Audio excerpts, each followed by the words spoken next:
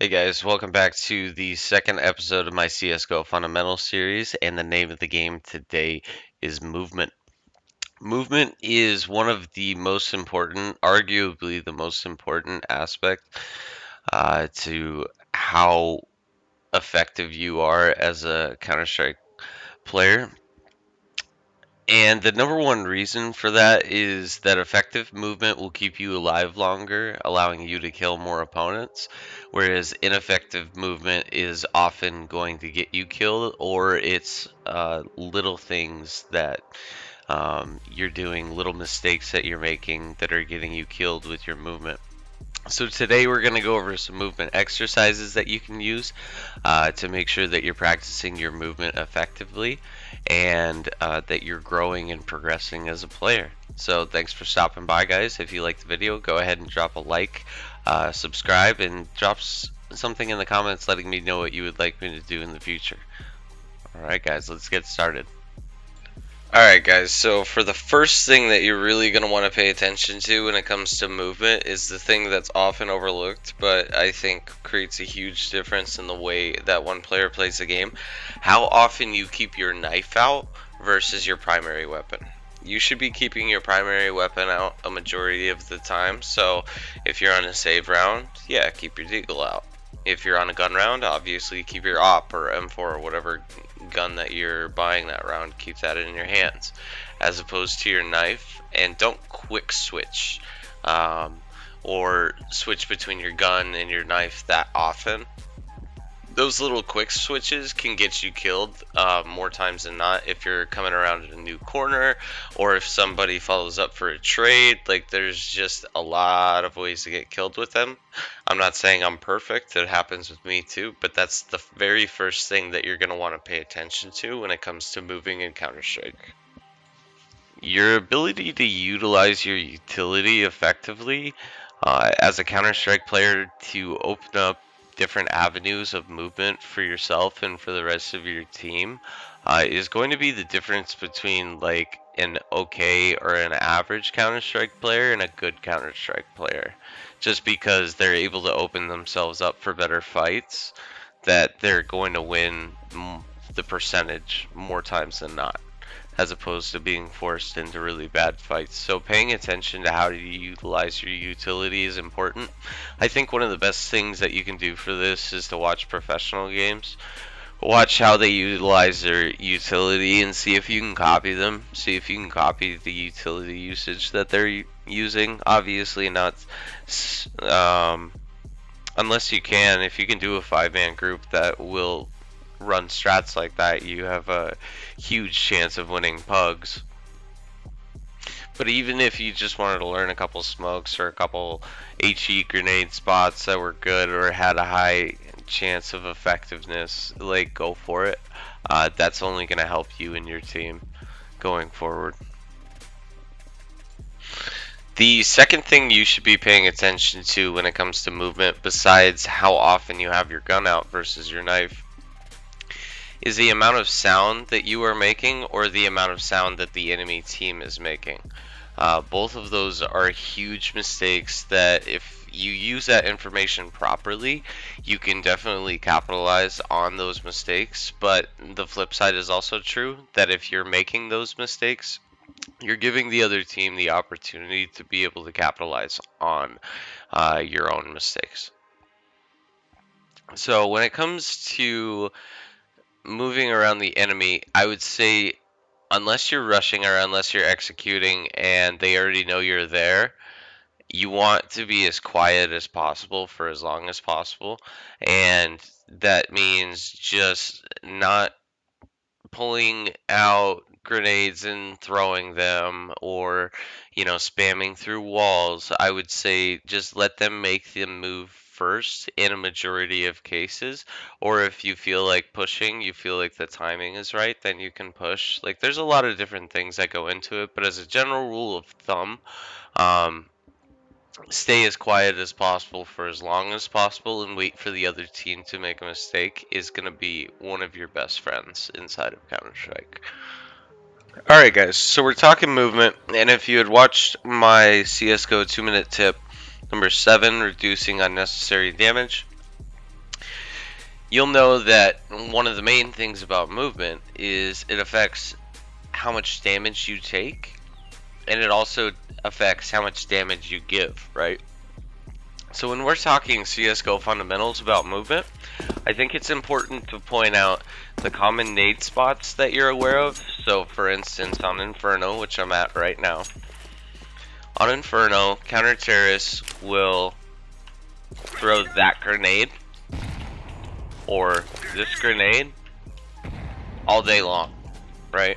Usually behind a smoke or something, right? So that was bad smoke, but I'm just tossing those nades all day long at the beginning of the round.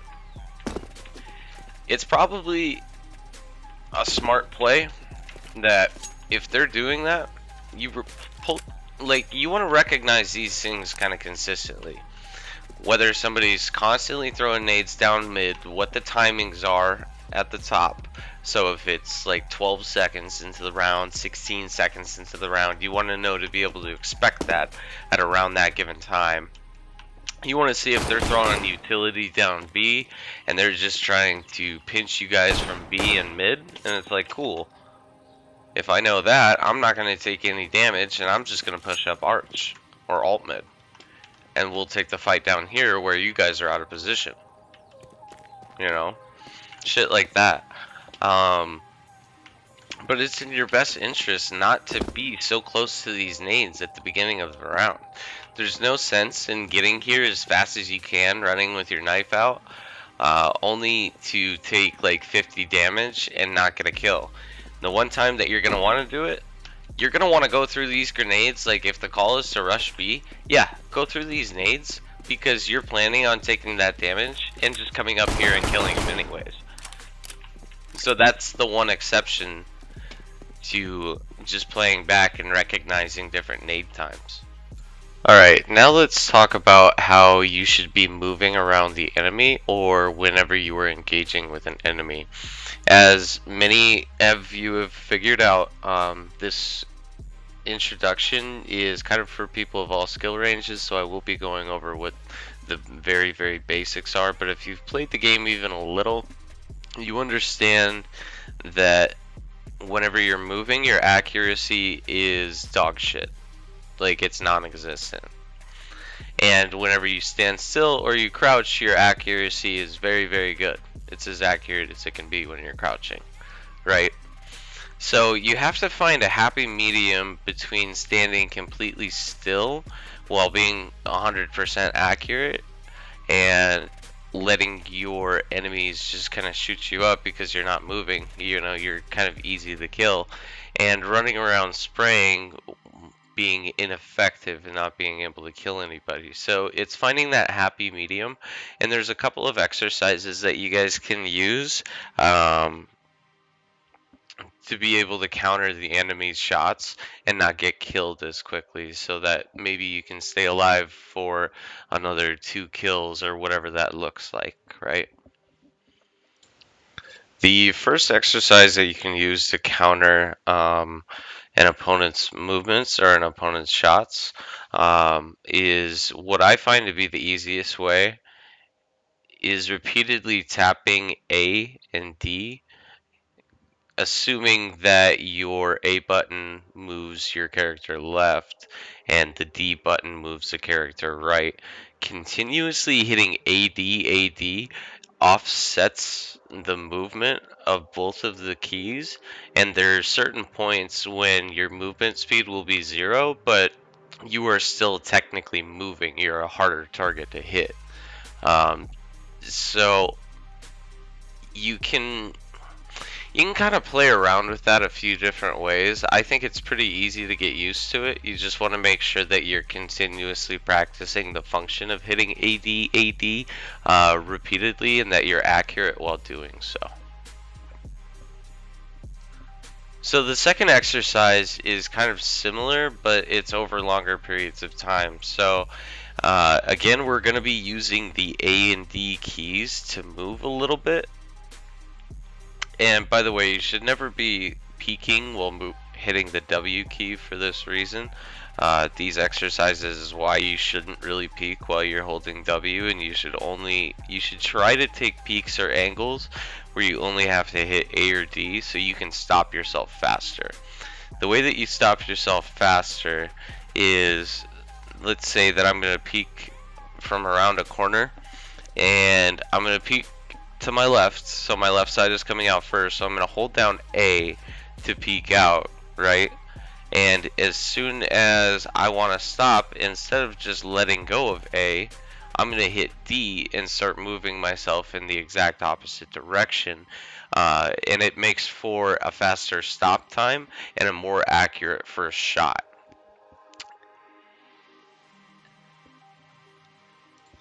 The next thing you want to pay attention to with movement is how your game is set up. So traditionally in shooter games, your jump is going to be your spacebar. It's going to pay a lot of dividends for some beginners here going forward to change your jump from spacebar to mouse wheel down or up. Either way, it doesn't really matter in my opinion. You could probably do an alias to set it up both ways. So whenever you hit it either way, it'll jump for you. That's besides the point, but that opens up the door for you to be able to learn how to bunny hop. I don't have too many opinions on bunny hopping myself. I've learned to do it before. I don't really know how to do it that well. I know that people who bunny hop and bunny hop well spend more time devoted to moving around the game than they do about aiming around the game, because if they outmove their opponents, they won't necessarily have to out aim them all the time, which is an interesting take on Counter-Strike. Just not my cup of tea, but I couldn't post this video without including that it is an option for you to be able to learn around movement. As you become more and more familiar with maps and with timings on maps and entering different bomb sites, as you play the game in a competitive sense more and more often, you're going to start to recognize where players tend to sit, like their favorite spots, and eventually, after playing the game for so many hours, you'll understand visually in your mind where they are on your screen, even though you haven't peeked out yet. So you're going to put your crosshair in that place where you're going to peek out or where they're going to peek out.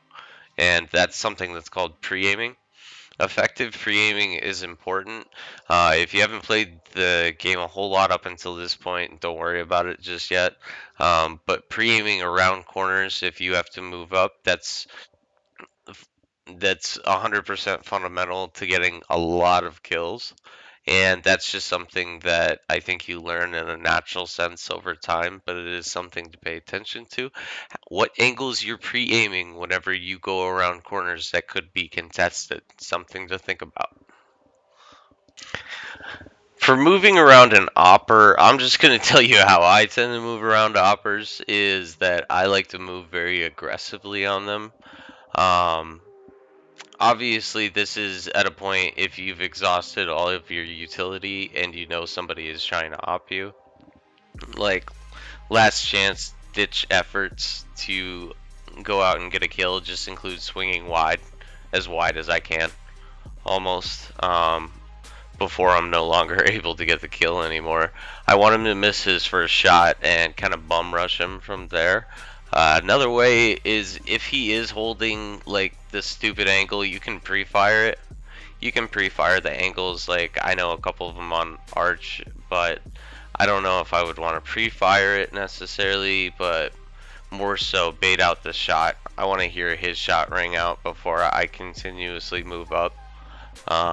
So it's either, yeah, playing it very methodically and moving up every time I hear a shot, or just bum rushing him at the first option that I get. But if you have utility, if you have flashbangs, or incendiary grenades to get them off the angle, obviously you want to use that first. Those are more free kills than bum rushing or baiting out shots with your knife. Alright guys, I tried to keep everything condensed and it's still over 14 minutes, but that's all the time that I got for today. If you liked the video, please drop a like at the bottom, subscribe if you'd like to see some more content in the future. I see myself making tutorial type Counter-Strike Global Offensive videos for the foreseeable future, so hopefully you can find some useful knowledge in there, and let me know in the comments section if there's anything that you guys would like to see in particular. Thanks